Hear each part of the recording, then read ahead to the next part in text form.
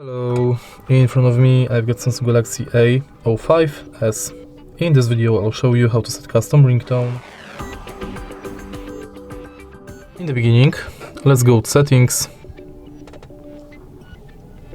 and now enter sounds and vibration. Go to ringtone, tap plus in the top right corner and select your custom sound. Tap done, select it from the list and it's set. If you find this video helpful, please leave like, comment and subscribe.